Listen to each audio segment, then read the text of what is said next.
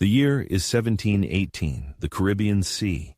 The sun melts the tar on the oak deck boards. The temperature of the planks reaches 60 degrees, scorching their feet even through the thick leather of their boots. The crew is exhausted, dehydrated, and then the captain appears. He slowly brings a frosty pewter mug to his lips. Inside, ice cubes clink. It seems like a miracle. The invention of the refrigerator is still nearly 200 years away. But this isn't magic. It's a clever trick based on a quirk of physics that science would only explain centuries later. And today, we will uncover this pirate secret. For these men, cold was not a luxury. It was a matter of survival. In this inferno, water in wooden barrels would bloom with algae and turn to slime in just a week. It became a breeding ground for dysentery and typhoid. The death toll on ships from diseases, exacerbated by the heat, often far exceeded losses in battle. In these conditions, a sip of icy rum was an impossible dream, like the gold of El Dorado. The ability to create ice from nothing was a true weapon. Their method rested on 3 pillars. First, a forgotten scientific principle, a true alchemical paradox known to a small circle of scholars long before official science explained it. Second, a secret substance, readily available but completely unobvious. And third, their primitive but devilishly effective ice generator. We will reveal its design. It looks like a lost Da Vinci schematic found in a rum cask. What was this principle? What was the substance? And how do you build this machine? We will answer every one of these questions. Their greatest enemy wasn't the Spanish fleet. It was a fundamental law of the universe, the law of thermodynamics. It's simple. Heat always moves from hot to cold, no exceptions. In the Caribbean, everything was a source of heat. The ocean, the air, the scorching deck, everything gave off energy. To create cold here meant forcing physics to work in reverse. According to the laws of nature, heat flows as relentlessly as water down a mountain. The pirates' attempt to make ice was like trying to make a waterfall flow uphill without a pump. They didn't need a pump. They needed a way to cheat the very gravity of heat. It was a task with impossible conditions. The air temperature here was consistently above 30 degrees. The ocean was 28. The humidity was almost 90%. In such an environment, any ice brought from Europe would turn to water in hours. Any chilled liquid would warm up in minutes. Their goal was not to preserve cold, but to generate it from nothing in the middle of this hell. Physicists call this the heat index. At 35 degrees with 90% humidity, the body perceives the temperature not as 35, but as 55 degrees. In these conditions, sweat barely evaporates. The body loses its primary function, self-cooling. This isn't just discomfort, it's a direct path to heat stroke. The entire deck, the masts, the air, and the ocean around them was one giant, constantly running processor, emitting heat. They needed an anti-processor, a mechanism that would devour heat. Any standard methods were useless. They didn't need a way to insulate. They needed a source of anti-heat, a chemical reaction that consumes energy instead of releasing it. And they found it. This was their chemical vampire. A normal fire burns wood and gives off heat. They needed a cold fire, one that would suck the heat out of everything it touched, leaving only frost and ice in its wake. There is a simple and logical explanation. They brought ice from the north. This explanation is completely wrong.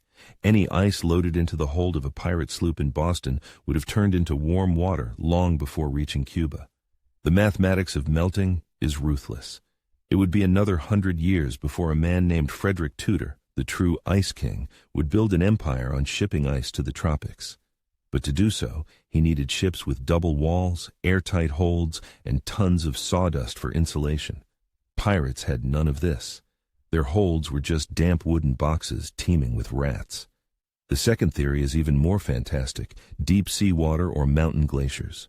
Lowering barrels on hemp ropes to a depth of 200 meters where the cold ocean layer begins is a titanic effort for a single glass of cool water. And the nearest glaciers are in the Andes, at an altitude of 5,000 meters, beyond hundreds of kilometers of impenetrable jungle. This was a logistical dead end. Their method had to be self-contained. It had to work here and now, right on the deck. So the ice wasn't brought, it was created on site. and for this they needed nothing more than a barrel, water, and an unassuming white powder, a powder many pirates already carried for entirely different, more explosive purposes. It's like discovering that the main ingredient in dynamite can also work as the refrigerant for an air conditioner, a substance that holds the soul of fire and the heart of ice at the same time. The name of this substance is potassium nitrate, or common saltpeter. Its dual purpose was the main secret. To the rest of the world, it was a key component of black powder. Its formula was known to every cannoneer, roughly 75% saltpeter, 15% charcoal, and 10% sulfur. This mixture brought fire and death, but for the initiated, it also brought ice. Pirates sourced saltpeter from the filthiest of places. One of the main ones was crystallized bat droppings, or guano, scraped from the walls of dark caves. It turns out they made the ice for their rum from the very same substance they used to make bullets and bombs for their enemies. This effect is based on a simple law of physics, an endothermic reaction. Here's how it works. When you dissolve regular salt in water, it absorbs a tiny amount of heat from the liquid. You wouldn't even notice it. But saltpeter isn't just any salt. It's an ultra-greedy thermal vampire. To dissolve, its crystals require a massive amount of energy, and it sucks this energy, this heat, directly from the surrounding water. It doesn't cool the water, it literally steals its thermal energy. This reaction is so powerful that it can drop the water's temperature by 15 or even 20 degrees in just a few minutes. This isn't cooling, it's an act of thermal violence. To break down and enter the solution, the crystalline lattice of saltpeter demands a ransom, and it robs this ransom from the water molecules, leaving them to freeze in a state of shock. This principle was not a pirate discovery. It was the forgotten knowledge of scholars. As early as 1589, the Italian polymath Giambattista della Porta described it in his book Magia Naturalis. He detailed how, using saltpeter and water, one could chill a bottle of wine to the freezing point. The knowledge existed in old books. The pirates merely had to find a practical application for it, far from European libraries. But this presented a new problem. You couldn't just throw saltpeter into a barrel of rum. The drink would be hopelessly poisoned. They needed a mechanism, a simple yet ingenious device that would allow them to use the cold from the saltpeter without mixing it with their precious liquor. The pirates faced the same challenge as a modern nuclear reactor engineer, how to use the energy from the core, in their case, the saltpeter, to affect the outside world, the rum, while ensuring the toxic fuel never comes into contact with the final product. And the pirates solved this problem. They invented the world's simplest heat exchanger. Its design was brilliant in its simplicity. It was a barrel within a barrel, or a pewter mug inside a wooden bucket. The space between them was filled with water. This was their cooling circuit. The pirates didn't invent this setup from scratch. They hacked and adapted an ancient technology known as a zir pot. For thousands of years in Egypt and India, similar pot-in-pot containers were used for evaporative cooling. The pirates simply replaced the physics of evaporation with the chemistry of an endothermic reaction. They kept the ingeniously simple design, but inserted a new, much more powerful engine into it. Here's how it worked. Saltpeter was poured into the water between the walls, and then came the most crucial step: rotation. The barrel could be rolled across the deck, or the solution could be stirred rapidly with a stick. Without this movement, a thin layer of icy water would instantly form around the crystals, wrapping the saltpeter like an insulator and nearly halting the reaction. Rotation, however, constantly broke away this icy film. It brought new, warmer portions of water to the chemical vampire. It was like throwing more logs on a fire to make it burn brighter, only in reverse. They were feeding heat into the cold, forcing it to devour energy with maximum efficiency. The result appeared in 10 to 15 minutes. The outer wall of the inner container would be covered in frost. The rum inside would become icy cold. You could even get ice slush. And here, another physical trick is revealed. The brine solution of water and saltpeter freezes at a much lower temperature than plain water. It's the same effect that keeps the ocean from freezing solid. This allowed their cooling liquid to drop to -5 or even -10 degrees while remaining liquid. It was this super-chilled brine that froze the pure rum in the inner container. But the method had a major drawback. It was a one-time use. The saltpeter dissolved. For a new batch of cold, a new portion of the expensive powder was needed. That's why icy rum was a symbol of power, a privilege of the captain or the quartermaster. However, the most resourceful pirates found a solution. After use, the brine wasn't thrown overboard. It was poured into shallow pans and left in the sun.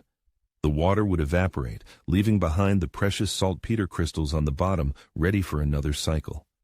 It was a perfect closed loop. They used the fire of the sun to create ice, again and again. But this ice wasn't about comfort. It was about power. Absolute power. Picture the scene.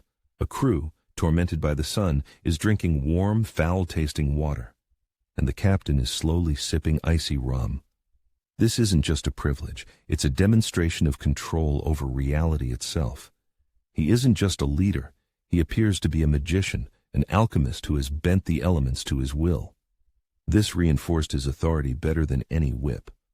Let's not forget, a pirate ship was a floating democracy, an extremely brutal one, but a democracy nonetheless. A captain could be removed by a simple vote at any moment. So, tricks like these were not a luxury but a vital political tool. It was a way to prove without words, I am smarter than you. I understand the world in a way you never can, and that is why you must follow me, even when my orders seem like madness. There's a law formulated by the writer Arthur C. Clarke. Any sufficiently advanced technology is indistinguishable from magic.